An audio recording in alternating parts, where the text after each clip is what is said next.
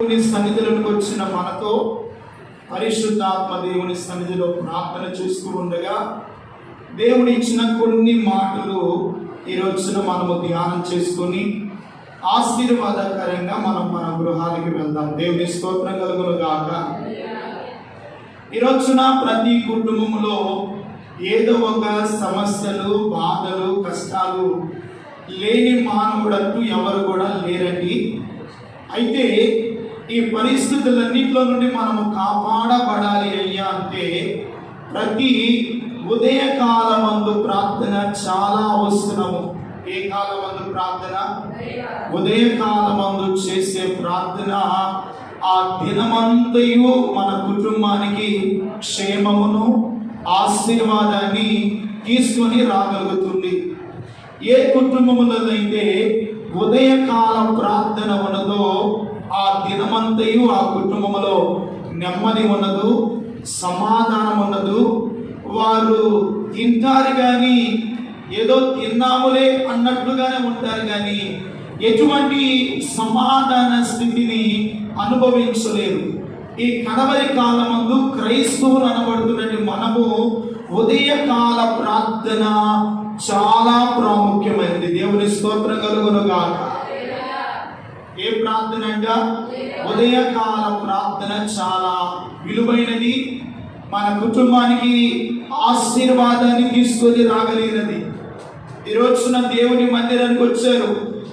దేవుడు మాతో ఏమి మాట్లాడుతాడో, దేవుని వాక్యము చేత మేము ఎలాగో బలపరచబడాలో అని దేవుని సన్నిధికి వచ్చారు. మంచిదే. దేవుడు ఈ రోజున మనతో మాట్లాడుతున్నాడు. ఉదయకాలమందు చేసే ప్రార్థన ఎందుకు మనం చేయాలంటే సిద్ధపాటు జీవితము కలిగి ఉండుటకు. ఏం కలిగి ఉండటానికన్నా? సిద్ధపాటు జీవితాన్ని కలిగి ఉండుటకు ఉదయకాల ప్రార్థన చాలా అవసరము. కొన్ని సందర్భాల్లో మనము సిద్ధపడతాం. దేనికి? కొన్ని వివాహ కార్యక్రమాలకు వెళ్ళాలన్నా, కొన్ని ప్రాంతాలు మనము ప్రయాణం చేయాలన్నా ఏం చేస్తాము? చాలా సిద్ధపడతాం. వాటికంటే కూడా ఉదయకాలమందు ప్రార్థనతో మన జీవితాలు సిద్ధపరుచుకుంటే ఆ దినము కావలసిన ఆశీర్వాదాన్ని దేవుడే మన ఎద్దుకు తీసుకొని వస్తాడు. దేవుని స్తోత్రం కలుగును గాక. చూడండి, ఒక్క మాట చదువుకున్నాం. దావీదు రాసిన సంకీర్తన 4వ అధ్యాయము 3వ వాక్యాన్ని చదువుకున్నాం. యెహోవా తన భక్తులను తన కొరకు ఏర్పరచుకొని ఉన్నాడని తెలుసుకొనుడి. నేను యెహోవాకు మొరపెట్టగా ఆయన ఆలకించును. భయము నుండి పాపము చేయకుడి. మీరు పడకల మీద ఉండగా మీ హృదయములో ధ్యానముంచుకొని ఓరకుండుడి. నీతియుక్తమైన బలులు అర్పించుచు యెహోవాను నమ్ముకొనుడి. మాకు మేలు చూపువాడు ఎవడని పలుకువారు అనేకులు. యెహోవా నీ సన్నిధి కాంతి మా మీద ప్రకాశింపచేయుము. వారి ధాన్య ద్రాక్షారసములు విస్తరించిన నాటి సంతోషము కంటే అధికమైన సంతోషము నీవు నా హృదయములో పుట్టించితివి. దేవునికి మహిమ కలుగును గాక. చిన్న ప్రార్థన. పరిశుద్ధుడైన తండ్రి, ప్రేమాస్వరూపుడైన దేవా, చదివినటువంటి వాక్య భాగాన్ని దీవించి మాతో మీరు మాట్లాడండి. మా దైనిక ఆత్మీయ జీవితంలో మేము మీ యొక్క ఆశీర్వదింపబడాలి అన్నా, మా కుటుంబాలు, మా బిడ్డలు దీవెనకరంగా మార్చబడాలి అన్నా, ఒక సమాధాన స్థితిని మేము అనుభవించాలి అన్నా, ఉదయకాల ప్రార్థన మా జీవితాల్లో మేము అలవాటు చేసుకున్నట్లుగా మీ ఆత్మ నడిపింపు చేత మీరు మాతో మాట్లాడండి.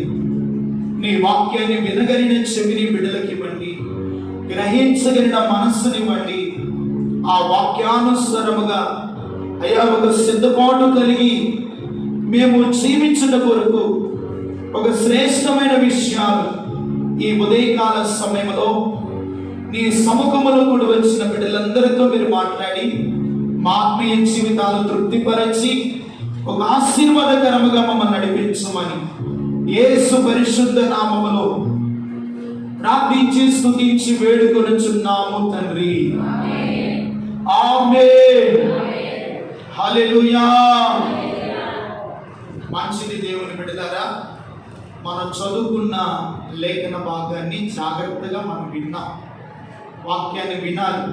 వాక్యం చెప్పేటప్పుడు నిద్రపోవటం మంచిది కాదు. దేవుని వాక్యం మీద మనసు ఉంచాలి. ఏదో చల్లగా ఫ్యాన్గా వస్తుంటే నిద్రపోవటం దేవుని సన్నిధిలో ఏ మాత్రమైనా అది మన కుటుంబానికి, మన ఆధ్యాత్మికమైన జీవితానికి ఏ మాత్రమైన క్షేమము కానే కాదు. కనుక ఆసక్తితో దేవుని వాక్యాన్ని మనం వినాలి. ఎలా వినాలంట? ఆసక్తితో దుప్పి నీటి వాగుల కొరకు ఆశపడినట్లు దేవుని వాక్యము కొరకు మనం ఏం చేయాలంట? ఆశపడాలి. ఆశపడితే ఆశ కలిగిన ప్రాణముతో దేవుడు మాట్లాడతాడు. దేవుని స్తోత్రం కలుగును గాక. మంచిది. ఉదయకాల ప్రార్థన మన జీవితాలను ఒక సిద్ధపాటు జీవితం కొరకు ఉదయకాల ప్రార్థన మనం చేయాలి. భక్తుడైన దావీదు చాలా ప్రార్థనా పరుడండి. ఎటువంటి ప్రార్థనా పరుడంటే దినమునకు 7 మార్లు దేవుణ్ణి స్తుతించేవాడు. 3 మార్లు దేవుని సన్నిధిలో ప్రార్థన చేసేవాడంట. ప్రతి ఉదయమున, మధ్యాహ్నమున, సాయంత్రమున దేవునికి నైవేద్య స్తుతి బలిని దావీదు ప్రతి దినము అర్పించువాడు. దేవునికి మహిమ కలుగును గాక. ఇటువంటి ప్రార్థనా జీవితాన్ని కలిగి ఉన్నటువంటి దావీదు జీవితంలో ఓ చక్కని ఆశీర్వాదాన్ని తీసుకొని రావడానికి గల కారణం ఏమిటయ్యా అంటే ఉదయకాలమందు ప్రార్థన దావీదును ఎంతో ప్రభావితం చేస్తుంది. దేవుని స్తోత్రం కలుగును గాక. ఎంతో ప్రభావితం చేస్తుంది. అందుకని అంటాడు 5వ అధ్యాయము 3వ వాక్యాన్ని చదువుకుంటే, యెహోవా ఉదయమున కంఠ స్వరము నీకు వినబడును, ఉదయమున నా ప్రార్థన నీ సన్నిధికి సిద్ధము చేసి కాచియుండును. చూడండి, నీవు దుష్టత్వమును చూసి ఆనందించు దేవుడవు కావు, చెడుతనమునకు నీ యొద్ద చోటు లేదు. డాంబికులు నీ సన్నిధిలో నిలువరు, పాపము చేయవారందరూ నీకు అసహ్యులు. అబద్ధము అది నీవు నశింప చేయుదువు, కపటము చూపి నరహత్య జరిగించువారు యెహోవాకు అసహ్యులు. నేనైతే నీ కృపాతిశయమును బట్టి నీ మందిరములో ప్రవేశించదను. నీ ఎడల భయభక్తులు కలిగి నీ పరిశుద్ధ ఆలయము దిక్కు చూసి నమస్కారము చేసేదను. హల్లెలూయా. ఏ వైపు చూస్తాడంట? నీ పరిశుద్ధ ఆలయము దిక్కు వైపు చూసి నేను నీ సన్నిధిలో నమస్కారము చేసేదను. దావీదు తన దినచర్యలో ఉదయకాలమందు నా స్వరము, నా కంఠ స్వరము నీకు వినబడును. మన దైనిక ఆత్మీయ జీవితంలో ఉదయకాలమందు లెగవగానే మన కంఠ స్వరము ఆకాశమందలి దేవునికి వినబడాలి. ఎవరికి వినబడాలి? దేవునికి వినబడాలి. మన స్వరము ఆకాశమందలి దేవుడు వినాలి. అందుకనే ఆకాశ పక్షులు వేకువనే దేవుని లేచి స్తుతించగలుగుతున్నాయి. వాటికంటే ముందుగా ఆయన స్వరూపమందు చేయబడినటువంటి నరులమైనటువంటి మనము ఇంకా ఏకునే లేచి మన కంఠధ్వని ఆకాశమందలి దేవునికి మనం ఏం చేయాలంట? వినిపించాలి. ఉదయకాలమందు మన కంఠధ్వని దేవునికి వినపడించాలి. చేస్తున్నారా? ఉదయకాలమందు ప్రార్థన దేవుని పెట్టారా? ఉందా? దైనిక దేవుని సన్నిధిలో ఉదయకాల ప్రార్థన చాలా ఆశీర్వాదాన్ని తీసుకుని వస్తుంది. ఈ దినమంతయు నీ జీవితంలో మేలును, కీడును, శోధన, సమస్యలు నువ్వు అధిగమించాలి అంటే ఉదయ కాలమందు ప్రార్థన ద్వారా నిన్ను నీవు సిద్ధపరచుకొని కాచుకొని ఉండాలి. అందుకని సిద్ధపాటు జీవితము కొరకు ఉదయకాల ప్రార్థన చాలా అవసరం అండి. ఉదయకాలమందు ప్రార్థన చాలా అవసరం. అందుకనే సాధు సుందర్ సింగ్ గారనే దైవజనుడు ఆ టిబెట్ ప్రాంతంలో ఉండగా, ఆ దైవజనుడు సింధు మతాస్తి కలిగినటువంటి ఆ దైవజనుడు ఒకప్పుడు యేసు ప్రభు వారంటే ఎంతో అసహించుకున్నవాడు, యేసయ్య మాటలంటే త్రోసివేసిన వాడు, బైబిల్ పట్టుకొని ఆ బైబిల్ కాల్చివేసిన వాడు. వారి తల్లి మాత్రము యేసు ప్రభు వారిని ఆరాధించే వ్యక్తి. దేవునికి స్తోత్రం కలుగునుగాక. ఈ సాధు సుందర్ సింగ్ గారు ఒక రోజున ప్రియమైన వాళ్ళారా, దేవుని సన్నిధి ఏకాంత సమయంలో దేవుడు ఎవరో తెలియని పరిస్థితుల మధ్య తన మనసులో సమాధానం లేక, శాంతి లేక, ఇక మరణానికి సిద్ధమవుతూ ఉన్నాడు. ఈ రోజున ఏ దేవుడైనను నాతో మాట్లాడకపోతే ఉదయ కాలమందు వచ్చే ఆ ట్రైన్ కింద పడి నేను చనిపోవాలి అని తీర్మానం చేసుకొని ఆ రాత్రి పడుకున్నాడంట సాధు సుందర్ సింగ్. అనుకోనగానే ఆ రాత్రి దేవుని స్వరాన్ని ఆ దైవజనుడు విన్నాడు. దేవునికి స్తోత్రం కలుగును గాక. ఏ మరణ భయముతో పనుకొని ఉన్నాడో, ఏ నెమ్మది లేని జీవితముతో మరణించడానికి సిద్ధపడి ఉన్నాడో, ఆ వ్యక్తితో దేవుని ఆత్మ ఎప్పుడైతే మాట్లాడిందో, ఆ సాధు సుందర్ సింగ్ గారు ఏ సమయములో దేవుని స్తుతించాలని, దేవుని ఆరాధించాలని ఎప్పుడైతే దేవుని సన్నిధిలో ఒక తీర్మానము కలిగి ఉన్నాడో, ఆత్మదేవుడు తనతో మాట్లాడటానికి ప్రభు ఇష్టపడ్డాడండి. కనుక ఆ సాధు సుందర్ సింగ్ గారంట దాదాపు 3 గంటల సమయంలో లేచి అరణ్య ప్రదేశానికి వెళ్ళి ఏకాంతముగా దేవునితో మాట్లాడువాడంట. దేవునికి స్తోత్రం కలుగునుగాక. ఎవరితో మాట్లాడువాడంట? దేవునితో మాట్లాడువారు. ఒక రోజున సాధు సుందర్ సింగ్ గారు ఆ ప్రార్థన చేసుకొని వస్తూ ఉండగా ఆ దైవజనుడికి ఆ అడవిలో ఒక పులి ఎదురైంది. ఆ దైవజనుడు దేవునితో సహవాసము గడిపి దేవుని పాదాలను ఆశ్రయించి వస్తున్నాడు కనుకనే ఆ పులి ఆ దైవజనుడు ఏమి చేయకుండా దానంతట దానే మార్గాన వెళ్ళిపోయిందంట. ఆ టిబెట్ ప్రాంతంలో ప్రియమైన వాళ్ళరా, ఆ దైవజనుడు ఎన్నో శోధన అనుభవించాడు, ఎన్నో పరిస్థితులు వచ్చినాయి, ఎన్నో మరణపు బిలములో పడవేయబడ్డాడు. ఆ ఉదయకాలం అంట ఆయన లేచి యెహోవాకు తన కంఠస్వరము వినిపించాడంట. దేవుని స్తోత్రం కలుగునుగాక.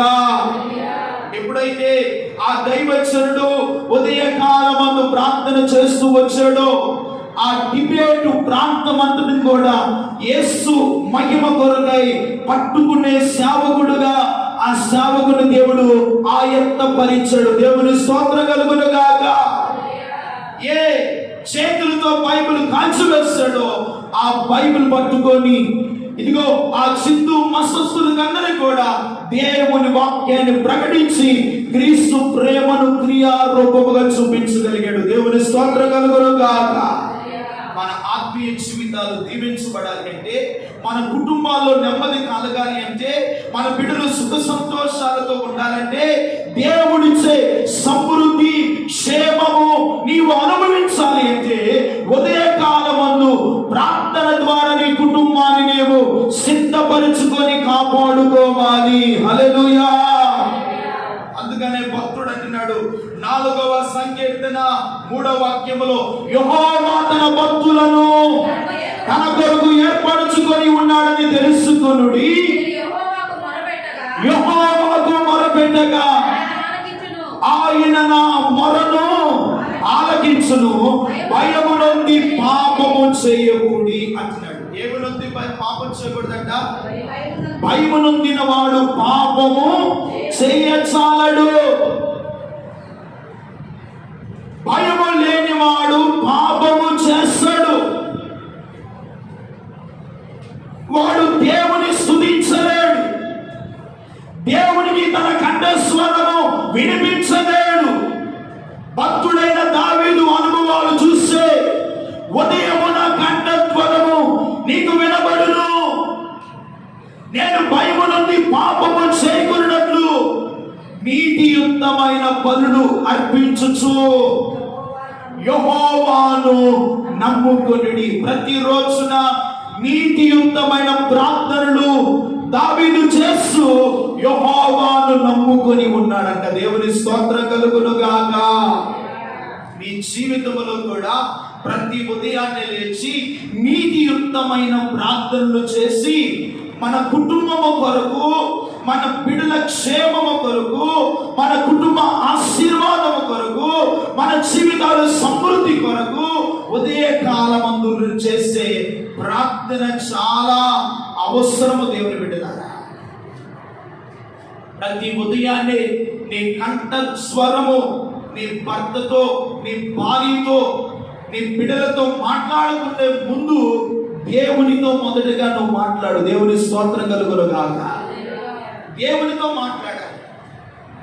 దేవునితో మనం మొదటిగా మన సహవాసము, మన ప్రార్థన, మన నోటి నుండి వచ్చే ప్రతి స్తుతి ప్రార్థన దేవునితో ఆరంభించగలిగితే ఆ దినము కావలసిన క్షేమము దేవుడు మీ కుటుంబాలకు అనుగ్రహించును గాక. ఆయన ఇస్తాడు. ఆయన ఎప్పుడైతే కొంతమంది ఉదయాన్నే లేవగానే కుటుంబంలో గొడవలండి, ఉదయాన్నే లేవగానే ఏదో ఒక సమస్య, ఉదయాన్నే లేవగానే కొంతమంది భార్యలు భర్తతో గొడవ, కొంతమంది భర్త భార్యతో ఏదో ఒక సమస్య, బిడ్డల మధ్య సమస్యలు, దేవుని సన్నిధిలో ప్రార్థన చేసుకునే అవకాశం లేకపోవడాన్ని బట్టి ఆ దినములో కుటుంబాల్లో ఎన్నో అసమాధాన స్థితి, ఎన్నో గొడవలు, ఎన్నో సాతాను సోదరులు, ఎన్నో ఇబ్బందులు, ఎన్నో ఫైనాన్షియల్ ప్రాబ్లమ్స్ ఈ రోజున ఎదుర్కోవడానికి గల కారణము ఉదయకాలమందు ప్రార్థన జీవితాలు మనలో ఉంటున్నాయా? ఉదయకాలమందు దేవునితో సహవాసం చేయడం నేర్చుకో, వాక్యముతో సహవాసం చేయడం నేర్చుకో. దేవునితో నువ్వు ఎంత మాట్లాడతావో ఆ దినము కావలసినటువంటి ఆశీర్వాదము కొరకు నువ్వు ఎక్కడికో వెళ్ళనక్కర్లేదు. ఆ ఆశీర్వాదాన్ని దేవుడే నీ ముందుకు తీసుకొని ఆయన వస్తాడు. దేవుని స్తోత్రం కలుగును గాక. అక్కడ అంటాడు కదా 4వ వచనంలో ఏమంటాడు? మీరు పడకల మీద నుండగా మీ హృదయములో ధ్యానము చేసుకొనుడి అంటున్నాడు. ఎక్కడంగా? మీరు పడకల మీద నుండగా. కొంతమంది పడక మీదే ఉండి ప్రార్థన చేస్తారండి. కొంతమంది వృద్ధాప్యములో ఉండి మోకాలు నొప్పులో, నడుము నొప్పులో లేవలేని స్థితి అయితే అనుకోవచ్చు. దేవుడు అన్ని బాగున్నాయి కదా, ఆరోగ్యం ఇచ్చాడు కదా, నీ అవయవాలన్నీ బాగున్నాయి కదా, ఉదయాన్నే లేచి నువ్వు పనుకున్న మంచము మీద నుండి దిగి ఆ మంచము యొద్దే మోకరించి ప్రార్థన చేయి. ఆకాశం మందలి దేవుని తట్టు నీ 2 చేతులు పైకెత్తి, యెహోవా నా దేవా, ఈ రోజున నా జీవితంలో నేను ప్రారంభించడానికి మరొక దినాన్ని నాకు ఇచ్చేవయ్యా అని పూర్ణ హృదయముతో దేవుని స్తుతించు, దేవుని ఆరాధించు.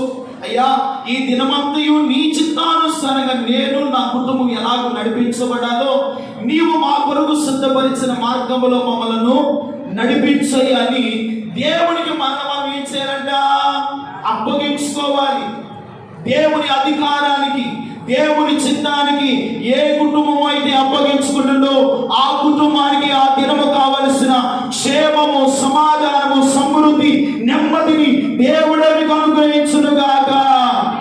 ఆయన చిత్తానుసార మార్గంలో ప్రభు నడిపిస్తాడు. మన ఆలోచనలు కాకుండా దేవుని ఆలోచన చేత నడిపించబడతాం. మన కుటుంబానికి, మన బిడ్డలకు క్షేమము. అవునంటారా కాదా?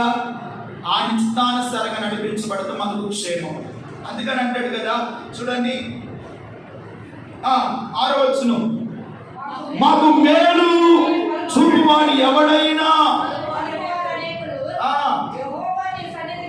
యెహోవా నీ సన్నిధి కాంతి మా మీద ప్రకాశింపచే. ఉదయకాలం అందు ప్రార్థన చేస్తారంట. చేస్తాడంట, ఆయన సన్నిధి కాంతి మన కుటుంబంలో ప్రకాశింపబడుతుంది. దేవుని స్తోత్రం కలుగునుగాక. ఆయన సన్నిధి కాంతి మన కుటుంబాల్లో ఉంటే సమస్యలు ఉంటాయండి, గొడవలు ఉంటాయండి, రోగాలు ఉంటాయా? ఆయన సన్నిధి కాంతిలో మనము కాపాడబడుదుముగాక. ఆయన సన్నిధి కాంతిలో దేవుడు మనల్ని ఏం చేస్తాడంట? కాపాడుతాడు. కుటుంబాన్ని కాపాడుతాడు, బిడ్డలను కాపాడుతాడు. ఆ దినము కావలసిన క్షేమాన్ని దేవుడు మనకు అనుగ్రహిస్తాడు. అందుకని అంటాడు, వారి ధాన్య ద్రాక్షారసములు విస్తరించిన నాటి సంతోషము కంటే అధికమైన సంతోషము నా హృదయములో పుట్టించింది. కొంతమంది ఉదయాన్నే లేస్తే దిగులుతోనూ, విచారణతోనూ, బాధతోనూ, ఎందుకు ఏ అప్పులు వాడి ఇంటి మీదకి వస్తాడు, అవునా కదండి? ఏ వడ్డీకి ఇచ్చిన వాడి ఇంటి మీదకి వస్తాడు, ఎటువైపు నుండి ఏ శోధన వస్తుందో, ఏ భయము నన్ను ఆవరిస్తుందో, ఏ చీకటి శత్రు నన్ను ఆవరిస్తాయో, ఈ రోజు నేను ఎలాగ నడిపించబడాలని కొంతమంది లెగవగానే దిగులుతో, విచారణతో బాధపడుతూ ఉంటారు. దేవుడి బిడ్డ, నీవు నమ్ముకున్న దేవుడు అసమర్థుడు కాదు. నీవు నమ్ముకున్న దేవుడు నిన్ను అర్ధాంతరంగా విడిచిపెట్టే దేవుడు కాదు. నీవు నమ్మిన దేవుడు ఆకాశము నుండి నీ స్వరము విని, నీ ప్రార్థన అంగీకరించి నీకు కావలసినవన్నీ ఇచ్చే దేవుడు అయినా. నువ్వెందుకు దిగులు పడుతున్నావు? ఎందుకు వేదన పడుతూ ఉన్నావు? ఎందుకు దిగులు విచారణతో మానసికంగా కృంగిపోనక్కర్లేదు. ఉదయ కాలమందు లేచి నీ కంఠధ్వని ఆకాశమన్న దేవునికి వినబడినట్లుగా మీరు సిద్ధపరుచుకుంటే ఆ దినము కావలసిన ఆనందమును, సంతోషమును, సమాధానమును మీ హృదయములో దేవుడే పుట్టించునుగాక. సమాధానాన్ని ఇస్తాడు, శాంతిని అనుగ్రహిస్తాడు. చాలా మంది హృదయాల్లో పైకి నవ్వుతూ కనపడతారండి, అందరికి బాగున్నట్లుగానే కనపడతారు. తెలియకుండా వారిని అడిగితే వారి హృదయంలో ఉన్న బాధ చెప్తే, ప్రియమైన వాళ్ళరా, ఎంత వేదనతో ఉంటారు, ఎంత దుఃఖముతో ఉంటారో. అందుకనే దేవుని సన్నిధిలో దావీదంట, ఉదయమున నేను యెహోవా సన్నిధిలో ప్రార్థన చేసి నా జీవితాన్ని ఆయన కొరకు నేను సిద్ధపరుచుకుంటున్నాను కనుకనే ఆయన నా హృదయములో సంతోషాన్ని పుట్టించాడు. దేవుని స్తోత్రం కలుగునుగాక. మీ హృదయాలు సంతోషముతో నా దేవుడు నింపునుగాక. సమాధానముతో మీ హృదయములు నింపబడునుగాక. కలవరము, వేదన యేసు నామములో తొలగిపోవునుగాక. భయపడవద్దు దేవుని బిడ్డ. దేవుడు సమాధానముతో నీ హృదయాన్ని నింపి నిన్ను బలపరిచేది. రెండవది అంటున్నాడు కదా, 91 సంకీర్తన 14 వాక్యాన్ని చదువుకున్నాం.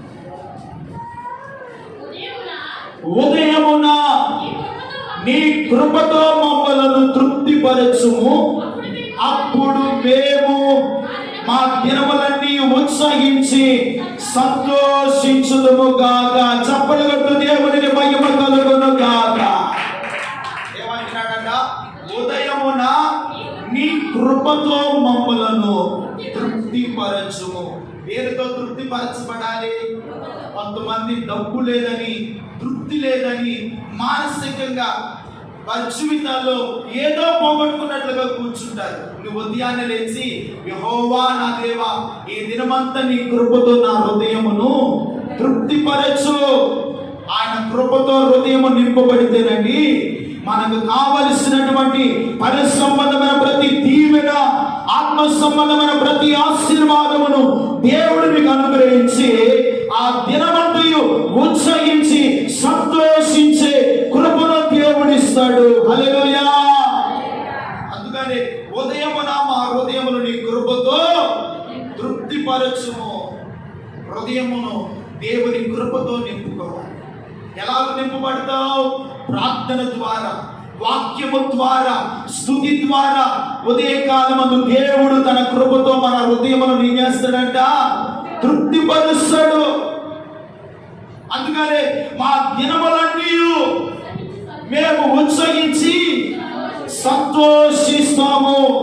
మన దినములన్నిట, మన కుటుంబములో, మన దినచర్యంతో కూడా మనము దినములన్నిటిని ఉత్సహించి సంతోషించినట్లుగా దేవుడు మనం చేయాలి అంటే ఉదయమున లేచి, అయ్యా నీ కృపతో నన్ను, నా కుటుంబాన్ని, నా బిడ్డలను తృప్తిపరచుము అని అంటారు. తర్వాత మాట చదువమ్మా. నీవు మమ్మలను శ్రమపరిచిన దినములు మేము కీడు అనుభవించిన ఏళ్ళు. అక్కడ ఏమంటాడు? శ్రమ పడిన దినములు కొద్దివి. శ్రమ అంటే శ్రమ పడిన దినములు, కీడు అనుభవించిన ఏళ్ళు. ఇప్పుడు దినములు తక్కువైనయా, సంవత్సరాలు తక్కువైనయా? సంవత్సరాలు ఎక్కువైనవి, దినములు తక్కువైనవి అంటున్నాడు కదా. నీవు మమ్మలను శ్రమపరిచిన దినముల కొలది, మేము కీడు అనుభవించిన ఏళ్ల కొలది మమ్మలను సంతోషపరచుము. ఇదిగో నీ దినములలో ఏ శ్రమ పరచబడుతున్నావో, ఏ కీడు అనే వేదన నీ జీవితంలో ఉన్నదో, నీ దినములన్నిట నీవు ఉత్సహించి సంతోషించి సమాధానముతో నడిపించబడాలి అంటే నీవు ఉదయాన్నే లేచి దేవుని అడగాలి, ఉదయమున నీ కృపతో మమ్మలను తృప్తిపరచునాయనా అని ప్రార్థించాలి. మీ జీవితాన్ని ఈ రోజు నుండి మారిపోవాలి. ప్రార్థన జీవితంలో మార్పు రావాలి. ఉదయ కాలమందు నీ ప్రార్థన ద్వారా నీ కుటుంబాన్ని మీరు కాచుకోవాలి, కాపాడుకోవాలి, నీ బిడ్డలను రక్షించుకోవాలి, నీ కుటుంబాన్ని సంరక్షించుకోవాలి. ఉదయ కాలమందు మీ కుటుంబాలు కృపతో తృప్తి పొందుతూ ఉండాలి. హల్లెలూయా. దేవుని కృపతో ఏం చేయాలి? పడుతూ ఉండాలి, తృప్తి పరచబడుతూ ఉండాలి. రెండవదిగా అంటాడు చూడండి, పరిశుద్ధ గ్రంథం మన బైబిల్లో నుండి మార్కు సువార్త 1వ అధ్యాయము 35వ వాక్యాన్ని చదువుకుంటే, క్రమమైన జీవితము కొరకు. ఏ జీవితం కొరకంట? మన జీవితంలో ఏముండాలి? క్రమం ఉండాలి. క్రమాన్ని చేయకపోతే అది అక్రమముగా మార్చబడుతుంది. అందుకనే యేసు ప్రభు వారు ఆ మార్కు సువార్త 1వ అధ్యాయం 35వ వచనం అంటాడు, ఆయన పెద్దల కాడనే లేచి ఇంకా చాలా చీకటి ఉండగానే ఆ బయలుదేరి అరణ్య ప్రదేశమునకు వెళ్ళి అక్కడ ప్రార్థన చేస్తూ ఉన్నాడు. దేవునికి మహిమ కలుగును గాక. ఎప్పుడు లేచాడంటే ఆయన? ఇంకా పెద్దల కాడనే లేచి ఇంకాను చాలా చీకటి ఉండగానే బయలుదేరి ఎక్కడికి వెళ్ళాడంట? అరణ్య ప్రదేశమునకు వెళ్ళి అక్కడ ఏం చేస్తున్నాడంట? ప్రార్థన. యేసు ప్రభు వారు కూడా ఆయన చీకటితోనే పెద్దల కాడనే లేచి ఏం చేస్తున్నాడు? తండ్రికి ఏం చేస్తున్నాడండి? ప్రార్థన. ఏ తండ్రి ఏ పని మీద కుమారుడైన యేసు ప్రభు వారిని పంపించారో ఆ పని ప్రారంభించడానికి ఆయన మొదటిగా తండ్రితో సహవాసము చేయవాడు. దేవుని స్తోత్రం కలుగునుగా. అందుకని యేసు ప్రభు వారు గ్రామాల్లోనికి వెళ్ళినా, పట్టణాల్లోనికి వెళ్ళినా, రోగులు యేసు ప్రభు వారి దగ్గరికి వచ్చిన అనేకమైన అద్భుతాలు యేసు ప్రభు వారు చేయడానికి గల కారణము తండ్రి కుమారుడిని యేసయ్యకు సర్వాధికారం అనుగ్రహించాడు. హల్లెలూయా. ఏమిచ్చాడు ఆయన? సర్వ అధికారము. దేవునితో మాట్లాడు వారికి, దయ్యపు శక్తులపై, రోగములపై, ఇదిగో వాటిని గద్దించగలిగిన అధికారాన్ని దేవుడు ఆయన బిడ్డలకు ఇచ్చాడు. హల్లెలూయా. ఈరోజున ఉదయకాలమందు లేచి ప్రార్థన చేస్తే నీ కుటుంబంలో ఉన్న సమస్యలు గద్దించగలుగుతావు. నీ బిడ్డలకున్న రోగాన్ని నువ్వు జయించగలుగుతావు ప్రార్థన ద్వారా. అందుకనే యేసు ప్రభువారు ఆయన ఇంకా చీకటితోనే లేచి అరణ్య ప్రదేశానికి వెళ్ళి ప్రార్థన చేస్తూ ఉన్నారు. శిష్యులు ఏం చేస్తున్నారు? యేసయ్యని ఎదుగుతూ ఉన్నారు. ఎవరిని ఎదుగుతున్నారంట? యేసయ్యని వెతుకుతూ ఉన్నారు. వారికి ప్రార్థన లేదు. యేసయ్యతో ఉన్నారు కానీ ఇదిగో ఆత్మ సిద్ధముగానే ఉంది కానీ శరీరము బలహీనమైన వారిగా ఉన్నారు. నిద్రావస్థతో ఉన్నారు. ఇదిగో శోధనలో ప్రవేశించు వారిగా ఉన్నారు. దేవునితో గడిపే సమయం వారికి లేదు. యేసయ్య చేస్తుంటేనంట ఈ వేసని ఏం చేస్తున్నారు, వెతుకుచూ ఉంటారు. అయ్యా మీ కొరకు మేము అంతా వెతుకుచున్నాము అంటున్నారు. యేసయ్య మాత్రము తండ్రితో ఏకాంతముగా మాట్లాడుతున్నాడు. దేవుని స్తోత్రం కలుగును గాక. దేవుని బిడ్డ, నీ దైనిక జీవితంలో ఏకాంత ప్రార్థన ఒక క్రైస్తవుడికి బలమైనది. హల్లెలూయా. ఏకాంతంగా ప్రార్థన. నీ ఇంట్లో వాళ్ళందరూ వెళ్ళిపోయారా పనులకి, డ్యూటీలకి, ఉద్యోగాలకి, ఆఫీసులకి, ఏకాంతంగా ఒక స్త్రీగా తలుపు వేసుకో, రహస్యమందు చూచుతున్న నీ దేవునికి ప్రార్థన చెయ్యి. రహస్యమందున్న దేవుడు ప్రార్థన విని నీ ప్రతి అక్కరణ దేవుడు తీర్చును గాక, ప్రతిఫలము మీకు ఇచ్చును గాక, నీ ప్రార్థనకు సమాధానము దొరుకును గాక. ప్రార్థన చేయి, ఏకాంతముగా దేవుని సన్నిధిలో ప్రార్థన చేయి. ఏకాంతమైన ప్రార్థన ప్రిపేర్ వల్లరా దేవుడు నీవు. ఎవరంట? దేవుడు నీవు. ఆయనతో నీవు మాట్లాడతాం, దేవుడు నీతో మాట్లాడతాం. ఆ అనుభవం చెప్పసఖ్యము కాని మహిమాయుక్తమైన సంతోషము. చెప్పలు వద్దు, దేవుడికి మహిమ కలుగును గాక. నీ బిడ్డలు దీవించబడాలి అన్న, నీవు సమృద్ధిని పొందుకోవాలి అన్న, అప్పులు సమస్యల నుండి విడుదల పొందుకోవాలి అన్న, ఏకాంత ప్రార్థనను ప్రారంభించు. నీ జీవితంలో ప్రార్థన నీ పరిస్థితిని అంతను కూడా మార్చును గాక. ప్రార్థన నీ పరిస్థితిని అంతను కూడా మారుస్తుంది. అందుకని దావీదు ఉదయ కాలమందు లేచి తన కంఠస్వరము యెహోవాకు విన్నపిస్తూ ఉన్నాడు. రెండవదిగా ఇదిగో మన జీవితాల్లో క్రమమైన ప్రార్థన ఉండాలి. ఎటువంటి ప్రార్థన? క్రమమైన. యేసయ్య కూడా క్రమము కలిగి ఉన్నాడండి. ఆయన పగలంతా దేవుని రాజ్య సువార్త చేయవాడు, రాత్రంతా తండ్రితో గడిపేవాడు. మనము పగలంతా పని చేసుకుంటాము, రాత్రికి వచ్చేలేకే కాస్త అన్నం తిన్న తర్వాత ఇంకేం ప్రార్థన చేసుకుంటావులే, శరీరం ఏమైపోయింది, అలసిపోయింది కదా. ప్రభువా నీకు వందనాలయ్యా, నీకు స్తోత్రాలయ్యా, నీకు స్తోత్రం, నాకు ఆత్రం నాయన అన్నట్లుగా ఏం చేస్తాం? అమాంతాన్ని నిద్రపో. ఆ రోజు నువ్వు చేసిన అవిధేయత, నువ్వు చేసిన దేవునికి ఆయాస్కరమైన జీవితం, దేవుని సన్నిధిలో పశ్చాత్తాపడి దేవుని పాదాలు పట్టుకొని నీ పడక మీదకి వెళ్ళాలి. కానీ ఆది మనిషి అలాగే నిద్రపోయావు. ఆ దినమధ్యం మన మాటల్లో, చూపుల్లోనూ, తలంపుల్లోనూ, మాటల ద్వారా, ఎదుటి వారిని గాయపరిచినటువంటి మాటల ద్వారా ఎన్నో సందర్భాలు మన జీవితాల్లో దినములో ఎదురవుతూ ఉంటాయి. వాటిని దేవుని యొద్ద మనం ఒప్పుకొని పశ్చాత్తాపడి మన పడకలోనికి వెళ్ళాలి. కానీ అమంతానే వెళ్ళామనుకో, ఒకవేళ దేవుడు పిలిచాడు అనుకో, నీలో పాప క్షమాపణ లేదు, పశ్చాత్తాపం లేదు, కనుకనే దేవుని రాజ్యానికి వెళ్తామా? వెళ్ళలేము. అందుకని ఒక సిద్ధపాటు జీవితంతో దేవుని పొంది సన్నిధిలో ప్రార్థన చేసుకొని ఏకాంతంగా దేవుడితో మాట్లాడి అప్పుడు మనం అనుకుంటే ఆ రోజున దేవుడు దర్శనాల ద్వారా, కళ ద్వారా ఏదో ఒక రకంగా దేవుడు నీతో మాట్లాడతాడు. దేవుడి స్తోత్రం కలుగును గాక. ఆయన నీతో మాట్లాడు, నీతో నువ్వు అనుకుంటే ఆయన నీతో సహవాసం చేయడానికి వస్తాడు. ఆయన నీ కంఠత్వాన్ని ఎప్పుడు మరలా నా కుమారుడు, నా కుమార్తె లేచి నా కుమార్తె మరలా నా కంఠత్వాన్ని నాకు వినపరిచుదునని దేవుడు నీ కొరకు ఎదురు చూస్తూనే ఉంటాడు. దేవుని స్తోత్రం కలుగును గాక. అందుకని దేవుని బిడ్డలారా, ఉదయకాలమందు ప్రార్థన ఒక క్రమమైన ప్రార్థన జీవితం మనలో ఉండాలి. మూడవదిగా చెప్పి నేను ముగిస్తాను. చూడండి, ఇదిగో నీవు బలహీన సమయంలో బలపరచబడే ప్రార్థన మనం చేయాలంట. చూడండి, 63వ సంకీర్తన మొదటి వచ్చినట్టు, దేవా నా దేవుడవు నీవే, వేకువనే నిన్ను వెతికెదను, నీ బలమును. దేవుని స్తోత్రం కలుగునుగా. ఎప్పుడు లేస్తాడంట?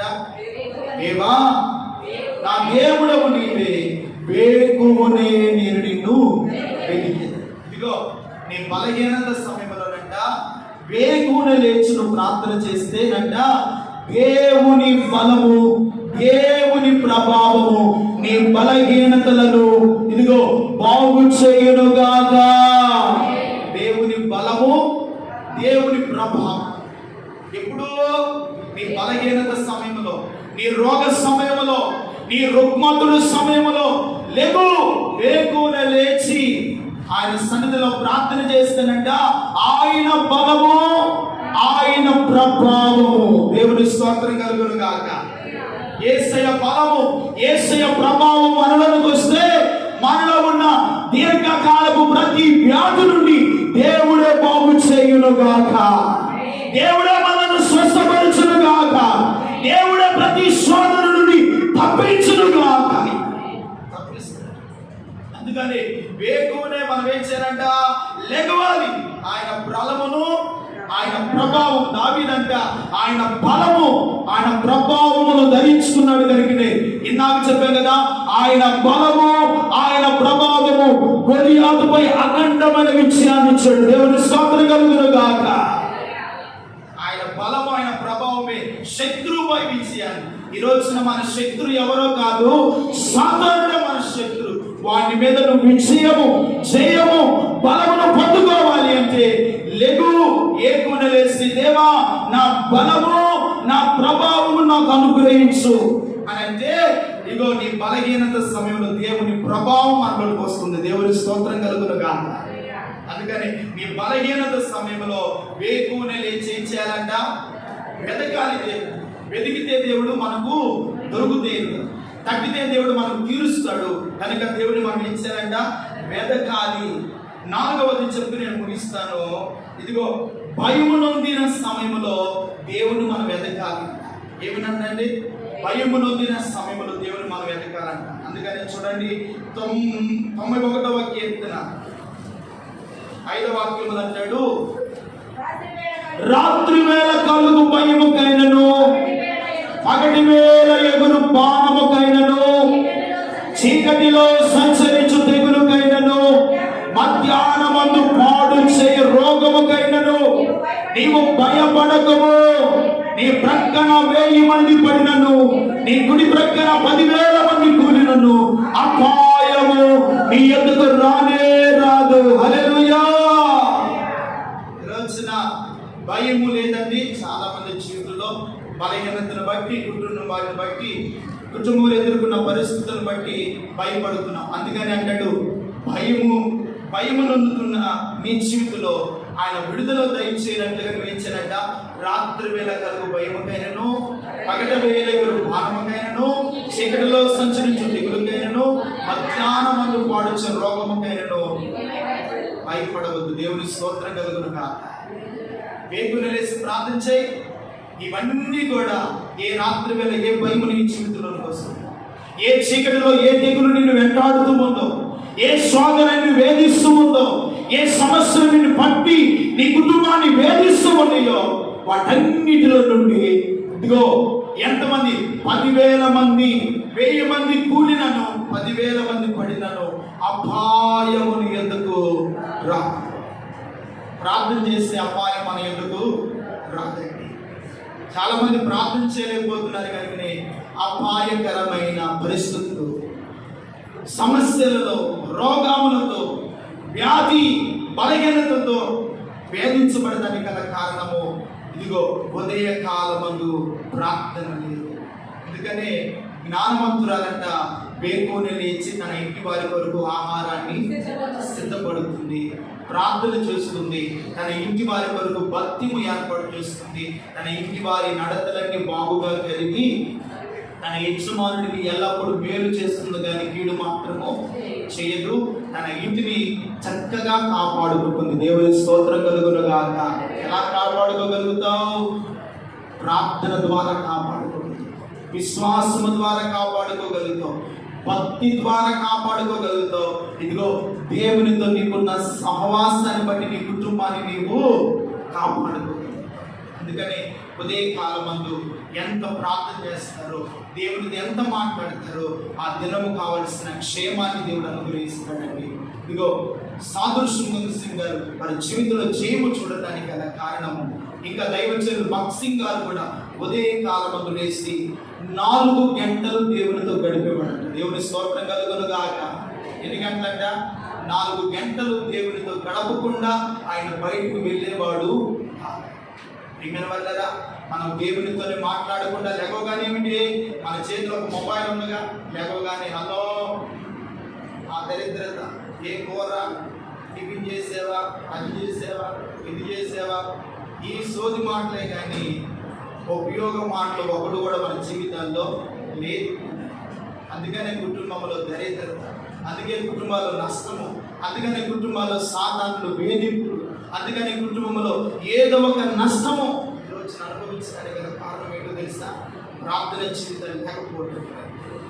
ప్రార్థన లేకపోవడం. ఉదయాన్నే లేచి సెల్ ఫోన్ అసలు మీరు పట్టుకోవద్దు. ఉదయాన్నే లేచి సాధ్యమైనంత వరకు బైబిల్ పట్టుకో. దేవుని స్తోత్రం కలుగును కాక.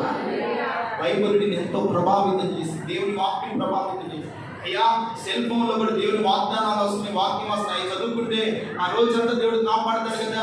వాటికంటే ముఖ్యంగా దేవుడు ఇచ్చిన ఈ జీవము గల దేవుని వాక్యాన్ని తెరచి ఆయన మాటలు చదువు.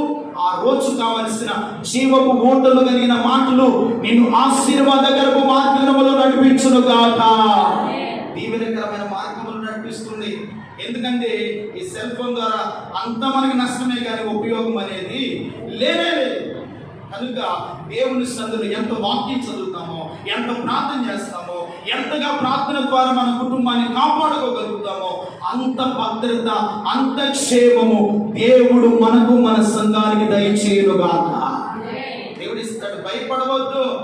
ఈరోజున రోగాన్ని బట్టి, ఆర్థిక సమస్యలు బట్టి, పరిస్థితులు బాగాలేదని దిగులు చెందనక్కర్లేదు. ఎంతగా మీరు దేవుడితో సహవాసం చేస్తారో. అందుకని దావీదు, వేకువనే నేను నిలిచెదను, నీ బలము నీ ప్రభావం చూడవలె, నీ పరిశుద్ధ ఆలయము తట్టు ఆశతో నేను కనిపెట్టుకొనుచున్నాను. నీరు లేక వెండి ఉన్న దేశమందు నా ప్రాణము నీ కొరకు పుస్తకొనుచున్నది. దేవుని మాటలు, దేవుని ప్రార్థన, దేవుని సహవాసము కొరకు నీ నా ప్రాణ జీవితాలు దేవుని కొరకు పుస్తకొనును గాక. దేవుని కొరకు మన ప్రాణములు ఆశతో ఎదురు చూచును గాక. ఈ దినము నుండి ఉదయకాల ప్రార్థన ద్వారా మన కుటుంబాలను కాపాడుకుందుము గాక. మీరు కాపాడుకోవాలి. ఉదయకాలములో ప్రార్థన చేయండి. ఎంత ఆశీర్వాదము ఆ దినమన మీరు రాకపోతే, పాస్టర్ గారు నా కాదర పట్టుకొని మీరు అడగండి. నేను అనుభవిస్తున్నాను కనుకనే దేవుడు మన దైనిక జీవితంలో గొప్ప కార్యాలు చేస్తాడు, గొప్ప ఆశీర్వాదాన్ని ఇస్తాడు. ఉదయకాలమందు ప్రార్థన మన కుటుంబానికి ఒక క్షేమము, ఒక కాపుదల లాంటిది. ఆ ప్రార్థన జీవితాన్ని మీరు కలిగి ఉండండి. తప్పక దేవుడు మిమ్మల్ని, మీ కుటుంబాలను దీవించి ఆశీర్వదించును గాక. ఆమేన్. తల వంచండి, ప్రార్థన చేసుకోండి.